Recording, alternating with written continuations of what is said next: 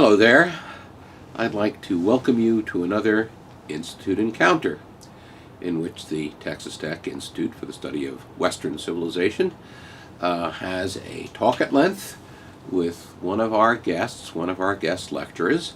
And in this case, we are delighted to have an old friend of mine, Dr. Charles Rubin from Duquesne University, where he's a member of the Political Science Department. And Dr. Rubin has taken his interest in political science and political theory in a rather interesting direction, a direction that's very much akin to certainly the focus of the Institute, which is on the big questions. And he is dealing with perhaps the biggest of all human questions, and one that grows out of the history of Western civilization. And that is the fate of man.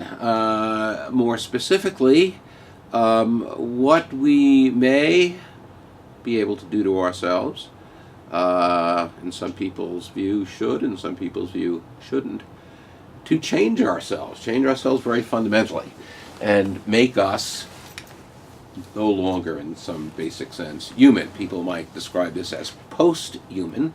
The term of art here is transhuman, which I guess concentrates not just on the end, but on the process by which we move towards some post-humanity.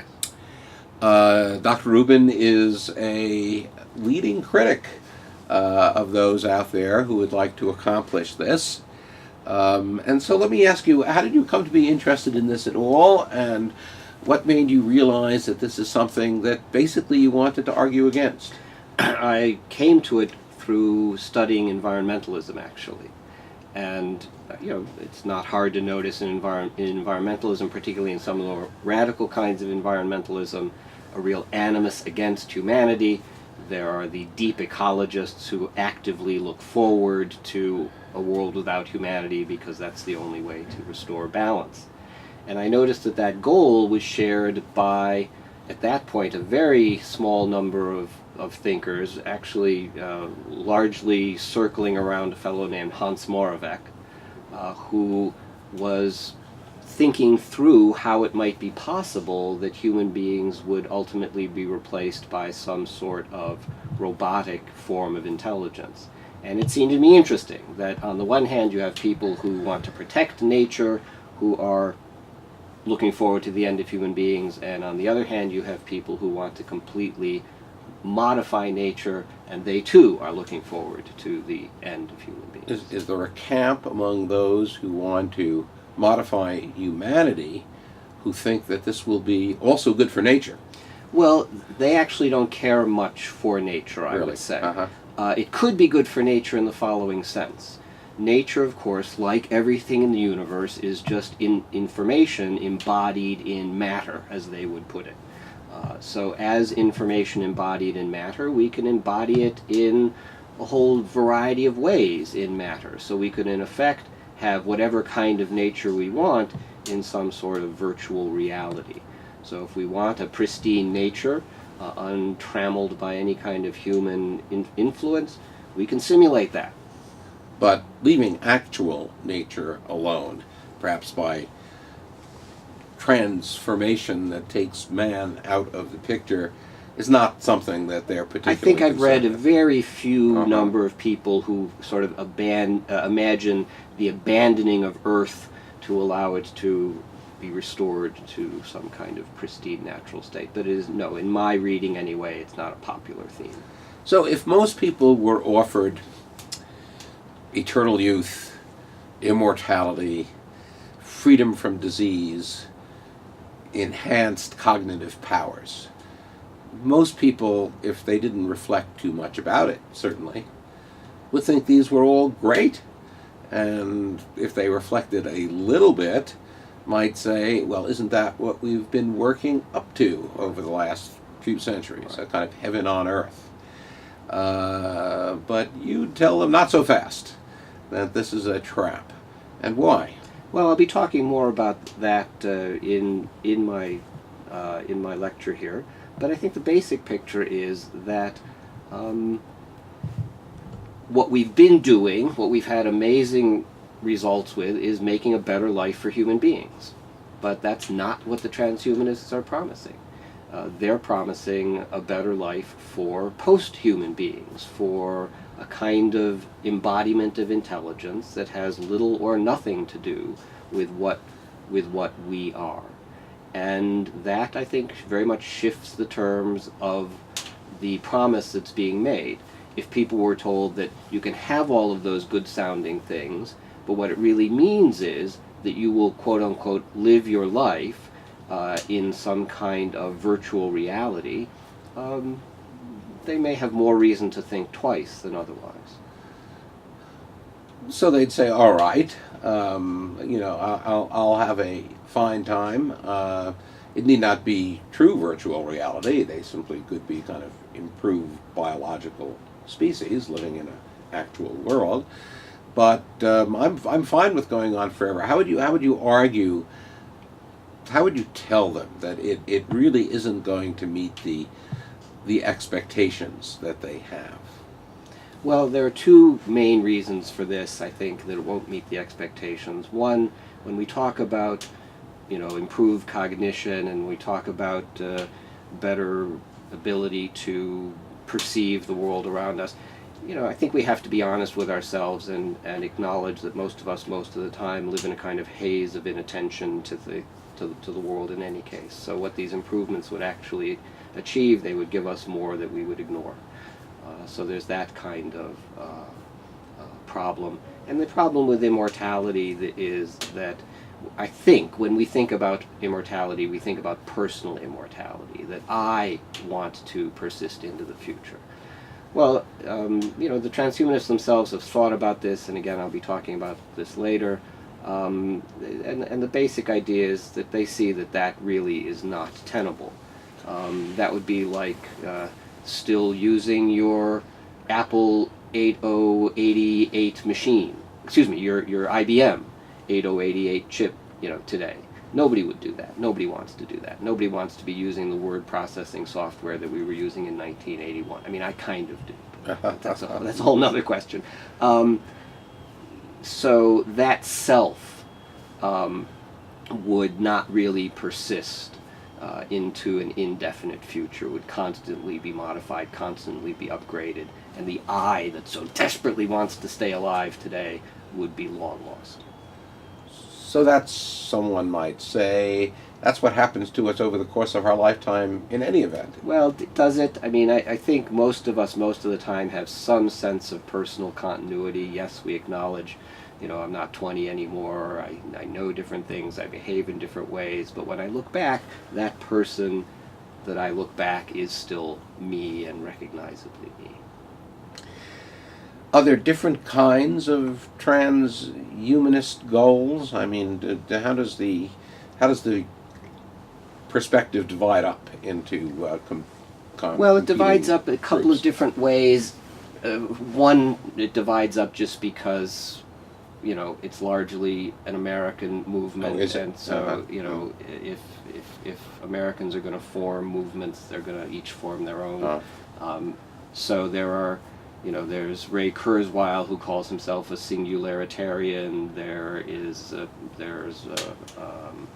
fellow named Pierce who promotes the hedonic imperative. There's H1 or H2. I forget where they are at this point. There are schools, there are organizations. It's actually a pretty sectarian bunch. But so far as I can tell, there is less difference than one might think among these organizations. It's kind of the narcissism of minor difference. One difference is the extent to which they are libertarian or not. I see. They tend in a libertarian direction, but some of them are more willing to consider the possibility that once, for example, we can start upgrading our intelligence, what will that mean as far as any parent who might want to choose not to upgrade his child's intelligence? Again, there's the libertarian school, which says, well, they'll just pay the consequences, it's their choice. But then there's another school of thought which sort of strokes its chin and says, well, that sounds a lot like child abuse, isn't it, if you don't upgrade yourself? So maybe we are going to have to do something about that. So that's one, I think, reasonably consequential split that really does exist among them. Most of these people see the longer future as involving some form of changed but still biological humanity, or are there differences? This I think has changed over the course of time, which I've studied them, which is so roughly the 1980s until now. Because I think at first, people would have been thinking in terms of genetic enhancements of one sort or another, genetic modifications.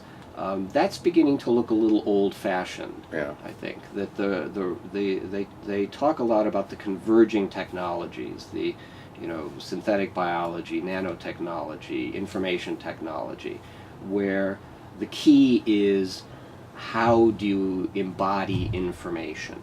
And more, I think transhumanists are thinking that biology is kind of a dead end when it comes to embodying information, that we really want to move to computational structures of one sort or another in order to get the job done. So if you're biological, even if you're different, transformed from Homo sapiens, you still would you still have some things in common, presumably. More in common, at least. Some in common, Yes, sure, absolutely. Whereas if you are now kind of embedded in some kind of silicon grid, you have physically, at least, next to nothing in common with prior humanity. And how do these people imagine life being? And how do they imagine people, individuals, transitioning into such a state? Yeah, so, in a way, the quickest answer to that question, not that we need to pass over it quickly, is, they imagine life being pretty much anything we want it to be. Once you have the flexibility that kind of virtual instantiation gives you, then it turns into a pretty solipsistic situation where you interact with whatever elements of a virtual reality that you choose to interact with. Is there still a you? Well, that's a great question. In fact, there isn't still a you, right? Because that's another layer of the of what's going on. Just as one can take two files of pictures, two digital files, and mix them up in any kind of way one wants. So you and I are downloaded versions of our minds, could be mixed, could be reworked, could be sampled, right? Electrons are electrons, and you can do with them whatever you care to do with them. Now, there's some discussion among some people about how we could have a certain kind of body nostalgia, right? And whereas again in the early days, the thought was, well, robots, right? This is what robots will be for. Now, much more sophisticated ideas, nanotechnology, smart dust. What is smart dust? It's tiny, tiny little processors that have the capacity to work in common, and so they could simulate a human body, an animal body, any kind of body that you wanted. Actually taking the physical form. Taking the physical form. Mm-hmm. And if you had enough of them, they'd even have a certain mass, right? So you could actually interact with the world in some fashion if you had enough of this smart dust. But I think, again, that may just be a certain kind of nostalgic attachment to the familiar, and that at least according to the cutting edge of this cutting edge, the expectation would be that life is going to be, intelligence, is going to be embodied in computational. So a kind of good handy frame of reference here is science fiction. Absolutely. So what they envision is something like the Borg. Well, yes, in one respect, certainly. The Borgs talk about assimilation, and that's what these folks believe is sort of the ultimate fate of intelligence, to spread itself throughout the universe, assimilating other intelligence, solar systems, turning it all into some sort of computational substrate while preserving it somehow in digital form. Mm-hmm. But yeah, that's the direction. So it internalizes the universe? Yes. Rather than just expands into it and observes. Right, and that's where the Borg are insufficiently imaginative because they're still embodied in some fashion.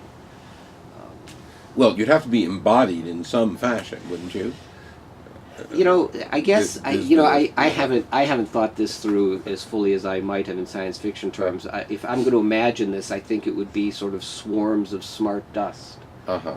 Right. So yeah, to that very limited extent. Those would be the persons. That the would be particles of smart dust. Yeah, they would acting collectively, acting individually, spreading out, and then through the use of nanotechnology, turning the dead matter of planets into something useful for computational purposes. Mm-hmm. This vision, by the way, is the vision of I think Ray Kurzweil to some extent, but very much the vision of Hans Moravec, who I mentioned before. Uh-huh. Well, while this is certainly not a human vision of the future, one might say it's a kind of heroic vision of the future, in which a project of experiential conquest is undertaken and eventually assumes extraordinarily grand proportions. Yeah. I can see where that might have an emotional appeal to the kinds of beings we are now. And I suppose if you want to argue against it, well, you can take a number of grounds to do that, but would you have a rival heroic vision to put in its place? I am perfectly happy to pin my flag to the heroic visions that have been articulated in science fiction before the transhuman themes become familiar, of human beings who test themselves, test their societies, test their capacities by creating the frontier of space. As we have encountered other frontiers, here's a frontier very much worth encountering. That's heroic enough for me.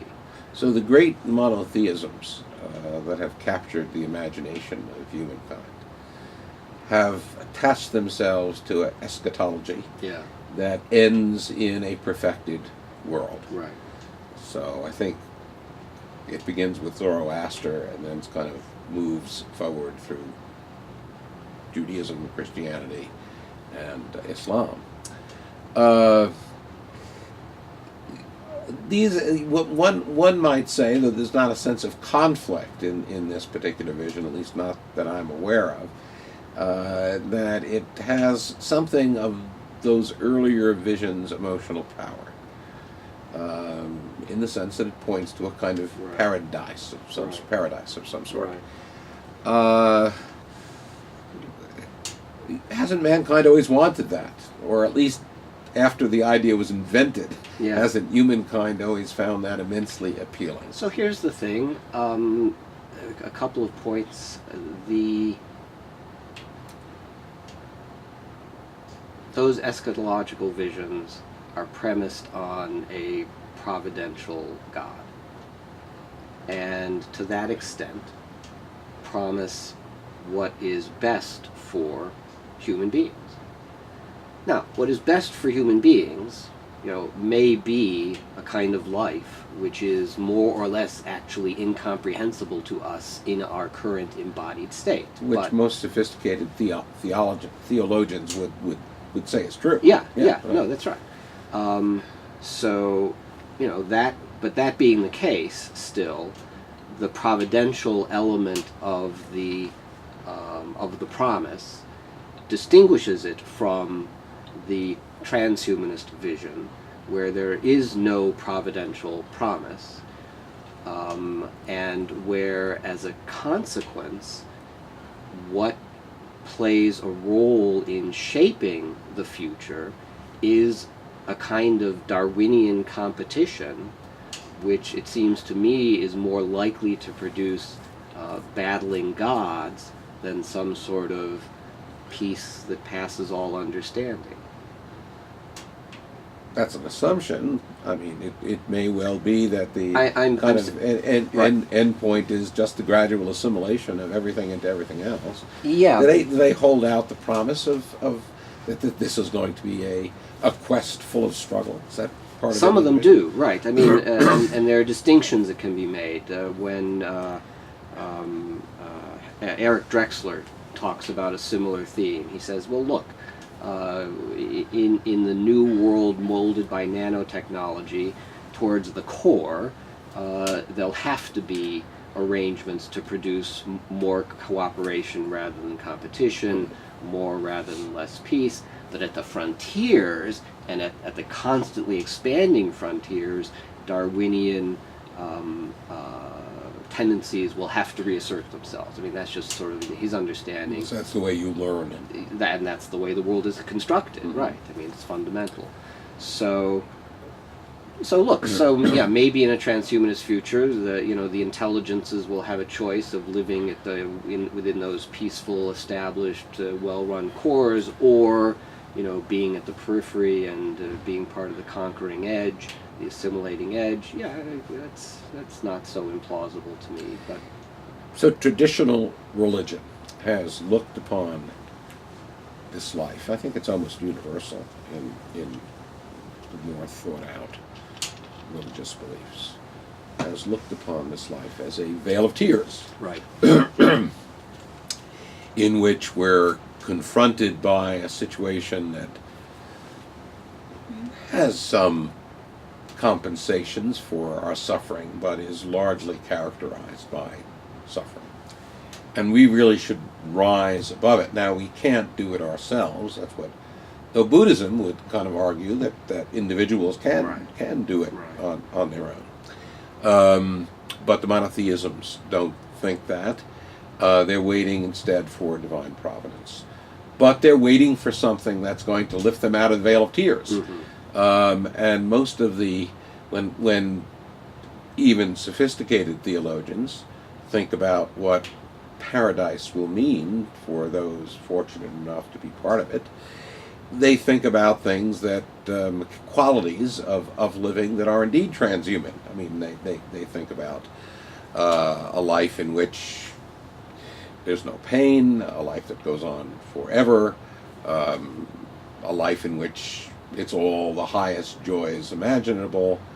Hasn't the transhuman yearning always been, or at least for a very long time, been with us and part of the civilization that has brought us, actually, one might almost say that the progress as we understand it, progress for humans, has been in Western civilization motivated by a desire to kind of create this thing to the extent we can on Earth. So perhaps you're turning against that in being critical of it at this rather late stage.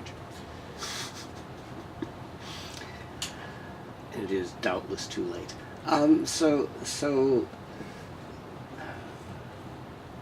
I guess the important difference that I would want to highlight is what the presumptive power of human beings is in the creation of this wonderful future. Ever since the Enlightenment, human beings have tended to give up on God and say, well, it's not going to happen, it's all just a myth. If we want it, we have to do it ourselves. And at that doing it ourselves meant a better human future, right? So we can decrease infant mortality. We can increase health and well-being of human beings. We can have fewer poor people. All of these things have been not final successes, but successfully undertaken in the West and increasingly throughout the world. And the world is, in many ways, a better place as a result. But because these are human accomplishments, it isn't all perfection. It isn't all without cost, right? Some of the technology which has wonderful possibilities also has terrible possibilities. Some of the powers we get in the more sophisticated understanding of the biological world, of the natural world, allow us to make ever more powerful weapons and ever more dangerous biological weapons. there is a modest kind of homeostasis with respect to human progress, which distinguishes it from the everything is going to be wonderful of the theological vision of progress that you articulated. Now, where is transhumanism gonna end up on this one, right? It promises the same kind of perfection for the most part that the theological does. But it seems to forget that that progress is going to be made by human beings, so in fact is more likely to have the character of the double-edged sword that we are familiar with in relationship to previous technological progress. So to some degree, to that degree, I think it's selling a kind of bill of goods, right? It's, we can have paradise and we can do it ourselves, yeah? This is what Satan says in Milton's Paradise Lost, right? I think it's about as likely to work out well for the transhumanist as it does for Satan. So, the poster for your lecture has a picture of one of the famous, it's all famous scenes actually, one of the famous scenes in 2001, in which the apes are gathered around the first appearance of the monolith, and when they touch it, they will begin their transformation, presumably under the agency of whatever force the monolith embodies, into humankind, and then there'll be a later encounter with the monolith to kind of bring humankind further.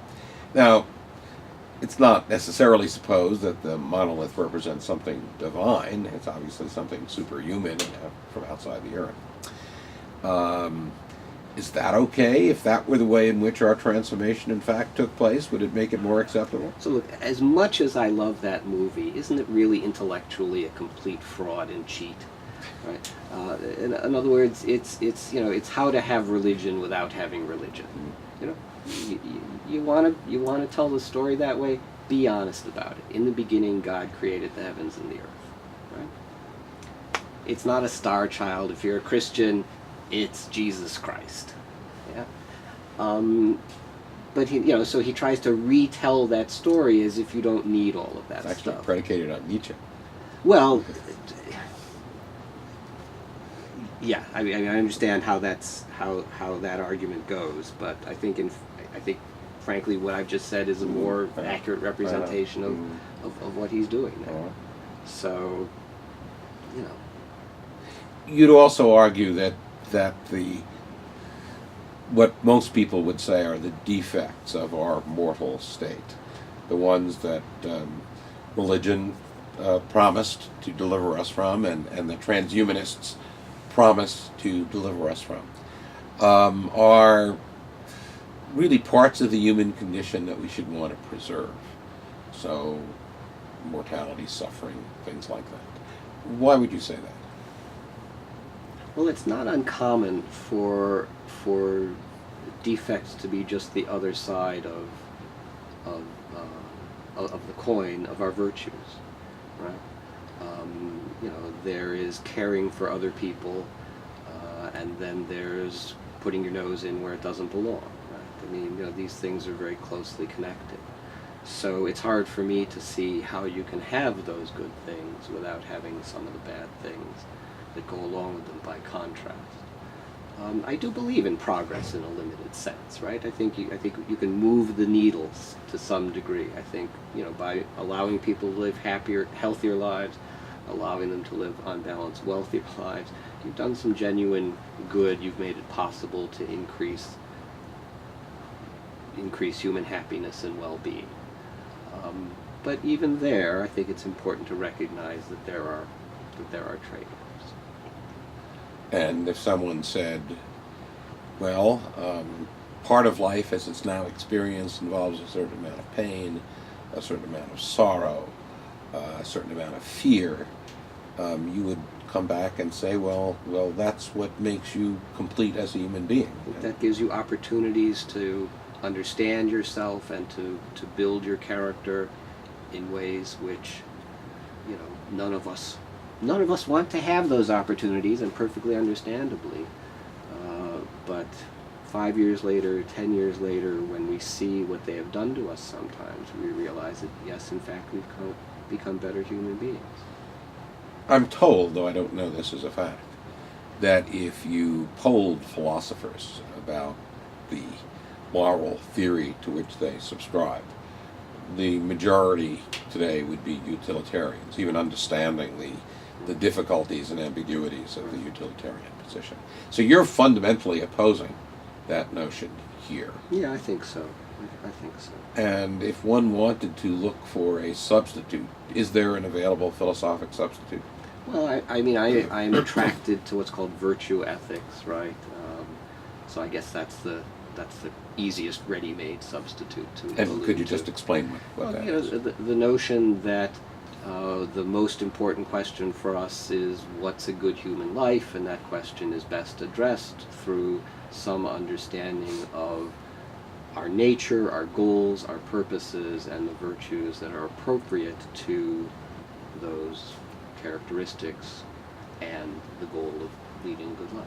So it's kind of how to live well, and there are a set of precepts, characterological precepts that you live up to, temperance, for example, and things like that. Yeah.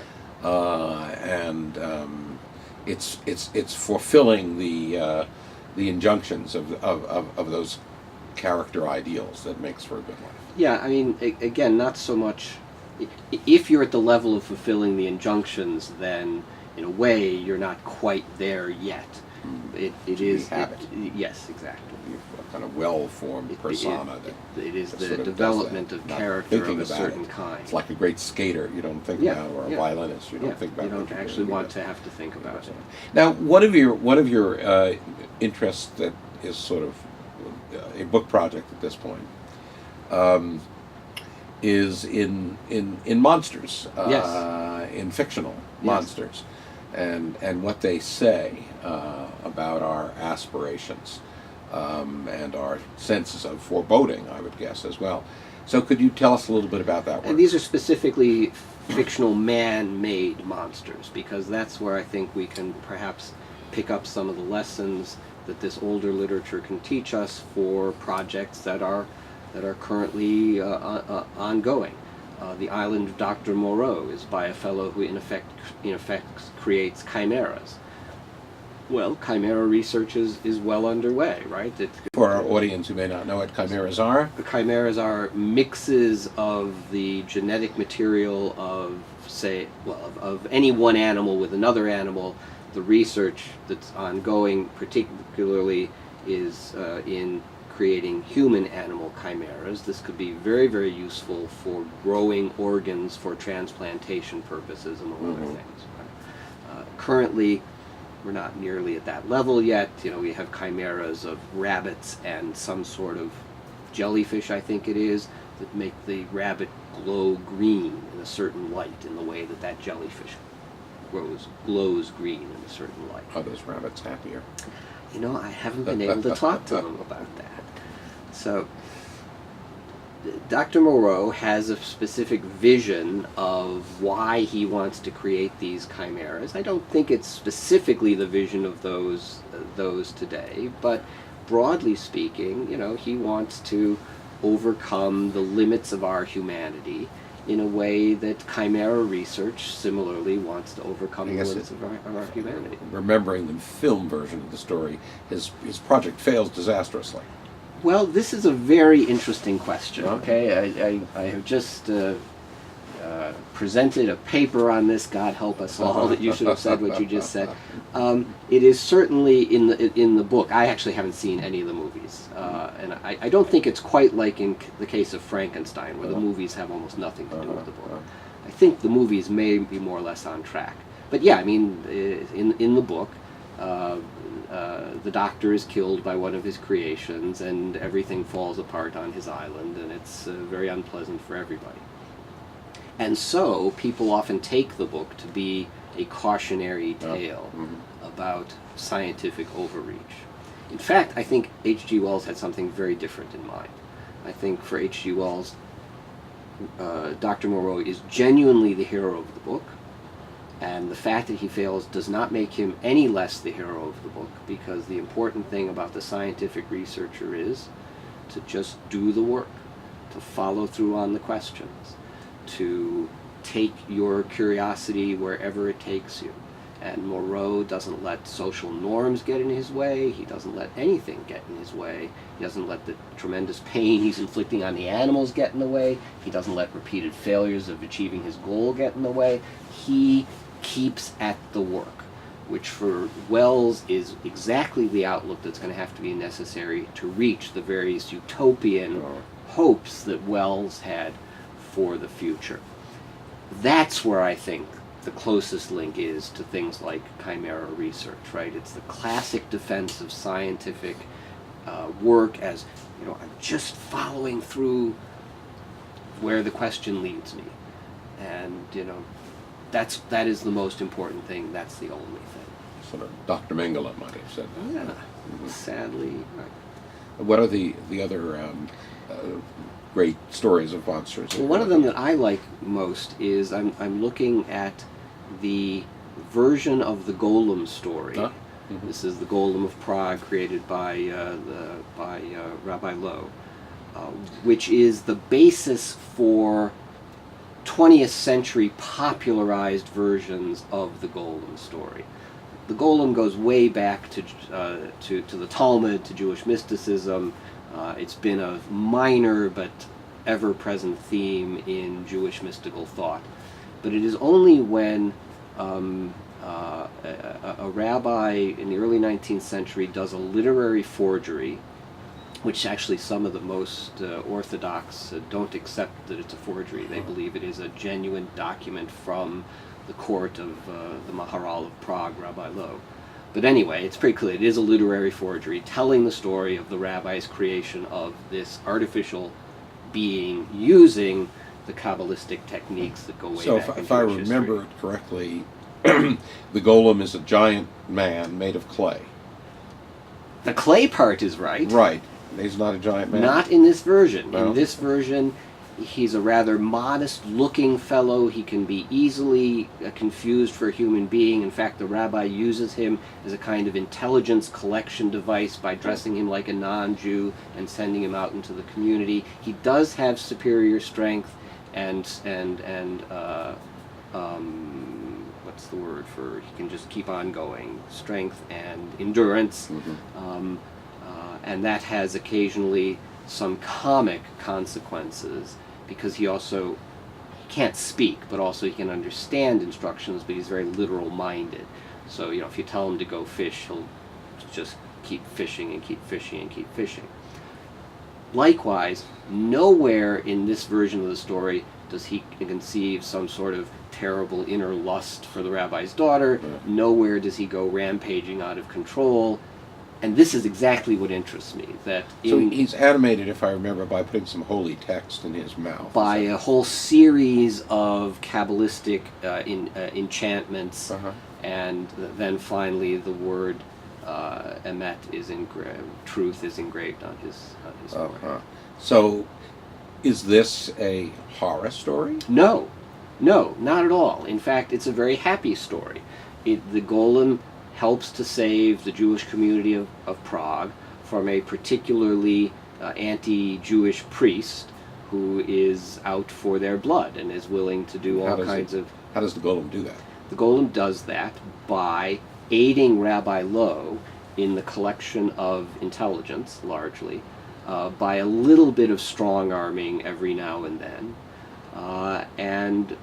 That's pretty much it. What really protects the Jewish community, as it turns out, in these stories, is the fact that in Prague there is something like the rule of law, and the function of the golem is really largely to bring forward information which otherwise might have been concealed without his special abilities, which again aren't that special, but help to bring the truth to the forefront. And when the truth comes to the forefront, the duly constituted authorities are there to prevent the Jewish community from being harmed in the way that this priest So would like this to is harm what them. this 19th century rabbinical author wrote. Right. Who is he? Udall Rosenberg. I see. And so he is, in fact, the author of the story. even though it presents itself as a manuscript from the period of the Maharal. Yes. Uh-huh.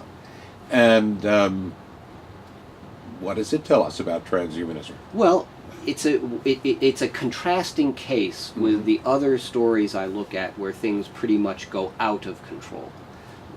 So I can look in this story, what is it that allows this created being, who does have some potential for being a monster, which potential is evidenced by the fact that everybody else in subsequent treatments treats him as a monster.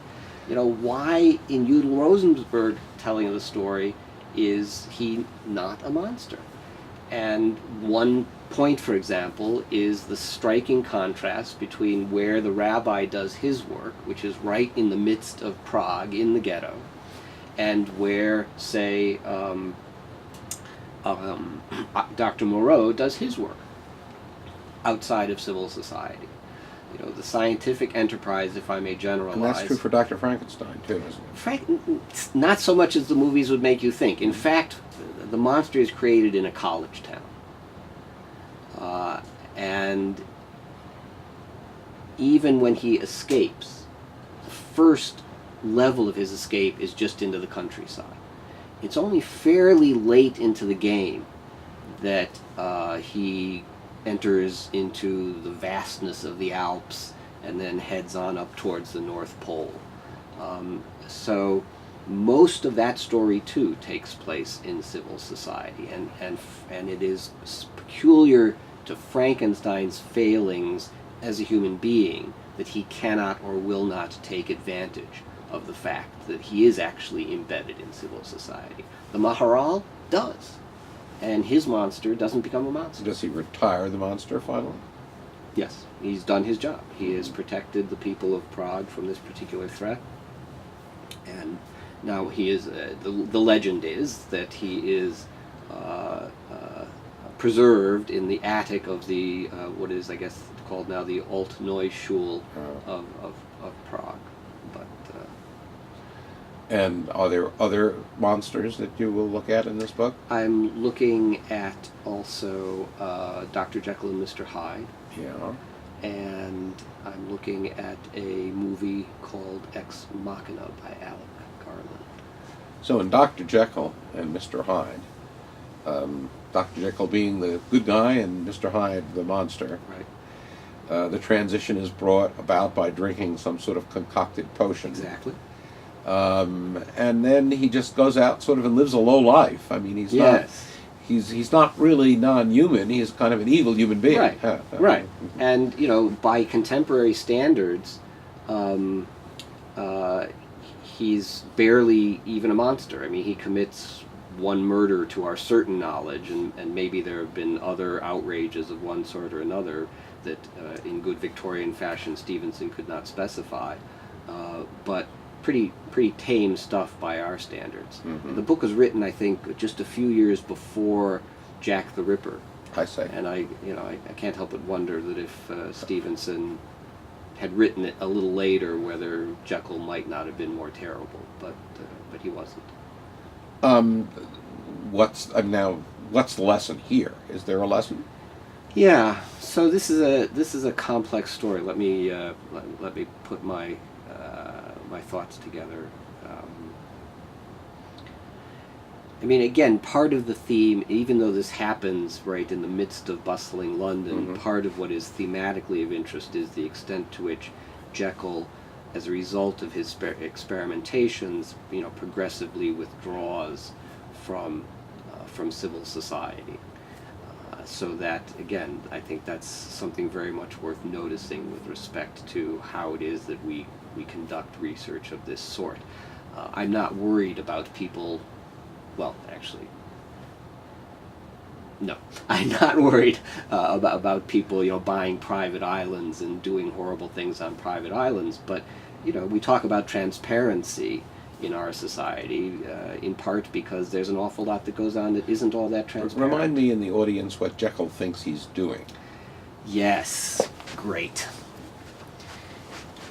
Jekyll notices that he's got this terrible problem. Part of him wants to be good and do good, and part of him doesn't. So he's like all human beings. Exactly. Exactly. He experiences the war in his members. Okay? Wouldn't it be wonderful if the two could be separated, and the good would therefore be so good, and the bad, well, the bad wouldn't really be the concern of the good anymore, right? Now, this, of course, is craziness, right? Because it's as if by separating himself, Jekyll will no longer be responsible for that part of him which is bad. I mean, there's a huge conceptual blindness right there. But what makes it then even stranger is that he never fully achieves that goal, right? There's never a complete separation between Jekyll and Hyde. There's either Jekyll or Hyde. And, they switch back and forth, which makes Jekyll all the more responsible for Hyde, which he has a very hard time coming to grips with. So He's fully aware of what Hyde is doing. oh, absolutely, and Hyde is fully aware of what Jekyll does, and they end up in a kind of conflict with each other because Hyde wants to be Hyde, and Jekyll doesn't want Hyde to come out, and yet Jekyll loses his ability to control when Hyde comes out and when Hyde doesn't come out.